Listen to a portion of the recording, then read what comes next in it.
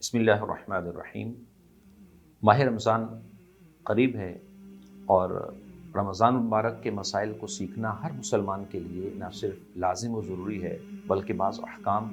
فرضیت کے درجے میں ہیں۔ روزہ فرض ہے، روزے کے مسائل سیکھنا فرض ہے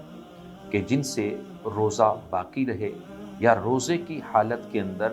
وہ چیزیں کہ جو روزے کو توڑ سکتی ہیں، روزہ جن سے ٹوٹ جاتا ہے، ان کے احکام کو بھی سیکھنا ضروری ہے۔ لیکن اس سے پہلے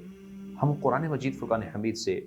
روزے کے متعلق وہ آیت مبارکہ جس میں روزے کی فرضیت ہے اور احکامات الہیہ ہیں، ہم آپ کے سامنے وہ رکھتے ہیں، اور انشاءاللہ آپ ہمارے ان تمام جو مختلف ہم پارٹس آپ سے شیئر کریں گے،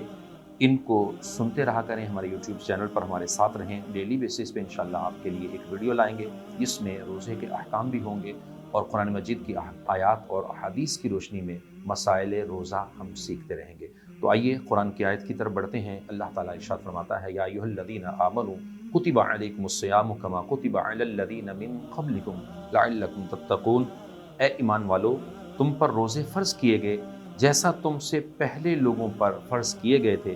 تاکہ تم پرہیزگار بن جاؤ۔ آگے اللہ تعالیٰ ارشاد فرماتا ہے، ایام معدودات، یہ گنتی کے چند دن ہیں، یعنی 29 یا 30 کا یہ رمضان ہوتا ہے، وہ دن ہیں۔ فمن کان منکم مریضا او علی سفر فعدۃ من ایام اخر، تو تم میں سے کوئی بیمار ہو یا سفر میں ہو تو اتنے روزے اور دنوں میں رکھے۔ وعلی الذین یطیقونہ فدیۃ طعام مسکین فمن تطوع خیرا فہو خیر لہ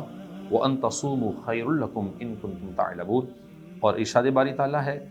کہ جو اس کی طاقت نہ رکھے تو اس پر ایک مسکین کا کھانا فدیہ ہے،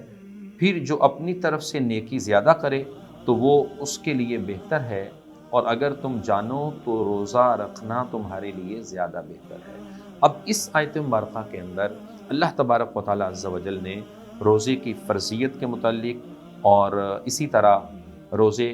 کتنے دنوں کے ہیں، گنتی کے دن، یعنی 29 یا 30 دن کا یہ مہینہ ہو سکتا ہے، تو اس کے متعلق ارشاد فرمایا، اور پھر 2-3 احکام جو بالکل واضح طور پر ہر شخص کے لیے عام فہم سمجھنے والے ہیں، اس کو بھی یہاں سمجھ لیجئے کہ مسلمانوں کی ایک تعداد ایسی ہے کہ ماہ رمضان المبارک آتا ہے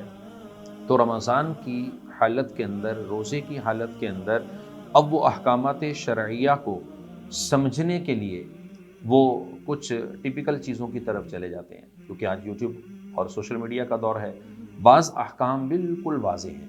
مثال کے طور پر جس طرح رب کائنات نے یہاں پر ارشاد فرمایا کہ تم میں سے کوئی اگر مریض ہے تو وہ روزہ نہ رکھے بیماری کے سبب، تو وہ روزہ چھوڑ سکتا ہے۔ اگر سفر پر ہے تو تب بھی وہ روزہ، سفر پر جانا ہے تو چھوڑ سکتا ہے۔ لیکن اس مسئلے کو بھی یہاں سمجھنے کی ضرورت ہے کہ کون سا مسافر روزہ چھوڑ سکتا ہے، اور اگر مسافر روزہ رکھنا چاہے تو رکھ بھی سکتا ہے۔ یہاں بعض لوگ بڑی تاکید اس بات پر کر دیتے ہیں کہ بھئی آپ سفر پہ جا رہے ہیں لہٰذا آپ لازمی طور پر روزہ چھوڑیں،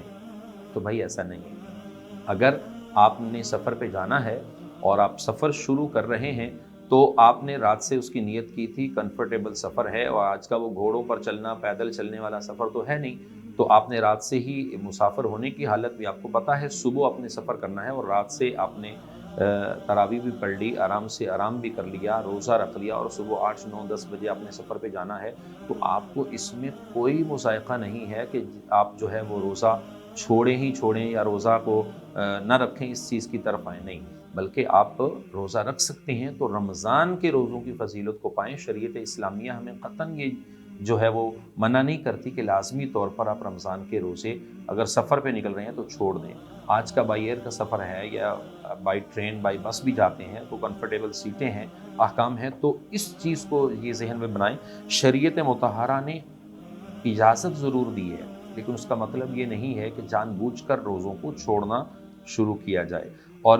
اس آیت مبارکہ میں اور بھی جو احکام بیان کیے گئے ہیں کہ وہ سفر کتنا ہو، 92 کلومیٹر کا بیان کیا گیا کہ اتنی مسافت پر اگر جانا ہے اور دیگر لوازمات اور معاملات اس کے ساتھ ہیں تو شخص وہ کیا کرے گا کہ وہ پھر روزے کو چھوڑے گا، اور روزے کو چھوڑنے کے سفر کے احکام، اس پر انشاءاللہ ایک پراپر الگ ایک ویڈیو آپ کو دوں گا۔ اللہ تعالیٰ عز و جل کی بارگاہ میں دعا ہے خالق کائنات ہمیں مسائل شرعیہ کو سیکھ کر، سمجھ کر عمل کی توفیق عطا فرمائے۔